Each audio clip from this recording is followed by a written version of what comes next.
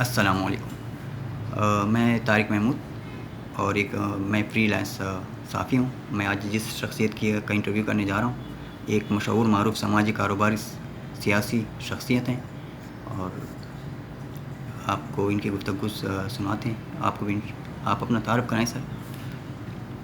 بسم اللہ الرحمن الرحیم۔ تمام سامعین کو میری طرف سے تہ دل سے خلوص، ادب، احترام کے ساتھ السلام علیکم۔ وعلیکم السلام۔ میں سلطان محمود تاجوانی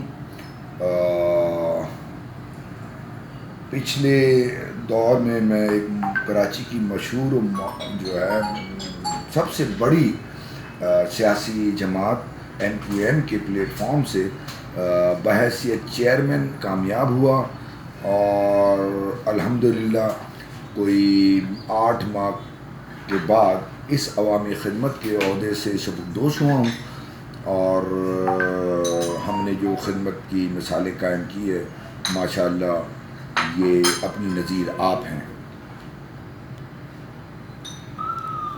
سر جیسے کہ آپ نے بتایا کہ آپ ایک UC کے چیئرمین تھے، تو آپ کے پینل میں کون کون تھا اس وقت آپ کے ساتھ؟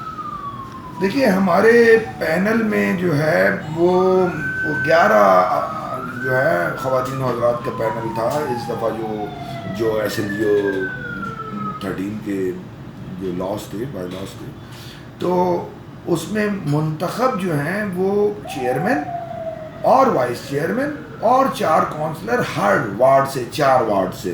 تو اس میں وائس چیئرمین میرے ساتھ وسیم قادری صاحب تھے، اور جو تھے کونسلر جو تھے وارڈ کے پہلے وارڈ سے تھے ابراہیم بھائی، جن کا انتقال ہو گیا۔ دوسرے وارڈ سے جو تھے وہ کاشف تھے، جو آزاد کھڑے ہوئے تھے، اور تیسرے وارڈ سے جو تھے وہ ذوالفقار علی صاحب تھے، اور چوتھے وارڈ سے حق پرست جو تھے وہ عارف دھنانی صاحب تھے، کونسلر۔ باقی نمائندہ عورتیں جس میں جو ہے وہ خواتین نمائندگی تھی، ایک یوتھ کونسلر تھے بلال، ایک ہمارے ساتھ باجی کلثوم تھیں، اور ایک باجی سمرین تھی، اور وسیم شیرازی صاحب تھے جو لیبر کونسلر نمائندگی کی انہوں نے۔ سر بحیثیت چیئرمین آپ نے کیا کیا خدمات انجام دی اپنی UC کے لیے، اپنے لوگوں کے لیے اور اپنی پارٹی کے لیے؟ دیکھیں، ویسے تو میں NQM کا کارکن ہوں، لیکن NQM کے کارکن ہونے کے ساتھ ساتھ میں ایک سماجی اور رفاہی خادم بھی ہوں۔ دیکھیں، بیسیکلی ویسے تو ہر سیاسی کارکن جو ہے وہ سماجی کارکن ہوتا ہے، سوشل ورکر ہوتا ہے، لیکن یہاں ہمارے ہاں سیاست کو چونکہ لوگ سمجھتے نہیں ہیں، وہ پیسے بنانے کا ذریعہ سمجھتے ہیں، جبکہ یہ خالصتاً خدمت کا راستہ ہے۔ تو میں ایک رفاہی اور فلاحی ادارہ تعمیر وطن ویلفیئر ایسوسی ایشن کے لیے بھی کام کرتا ہوں، اور دیگر جو سوشل پلیٹ فارمز ہیں شہر میں، ان کے ساتھ بھی میری ایفیلیشن ہے عوامی خدمت کے لیے۔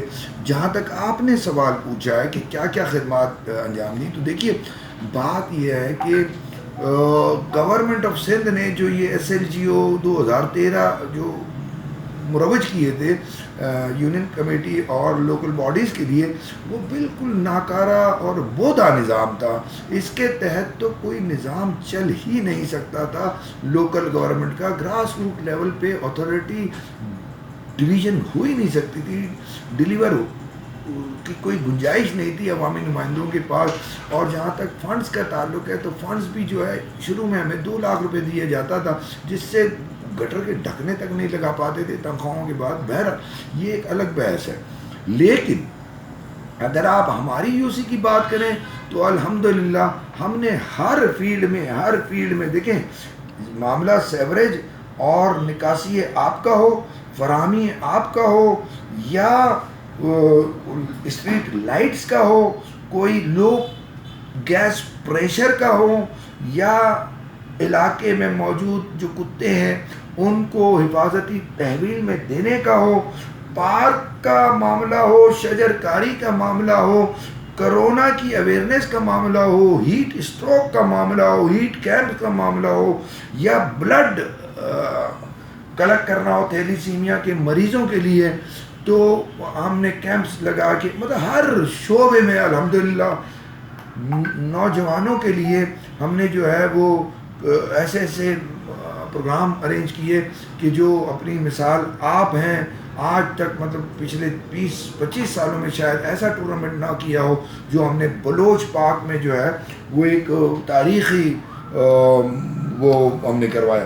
اور سب سے بڑی بات یہ جو کرونا کا انوائرمنٹ تھا اس میں لوگ بڑے پریشان تھے، روزی روزگار کے مسئلے تھے، اور جناب عالی آپ کو پتہ ہے بے روزگاری کتنی ہے.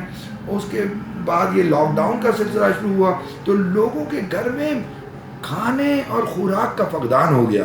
تو ہم نے الحمدللہ گورنمنٹ آف سندھ، وہ بھی ایک الگ قصہ ہے کہ گورنمنٹ آف سندھ نے ہمارے ہی فنڈ سے وہ راشن خرید کے ہمیں دیا کہ جی اب بانٹیے. تو وہ کوئی ہم نے 350 بیگ جو ہے وہ گورنمنٹ سندھ کے حوالے سے ہم نے بانٹے.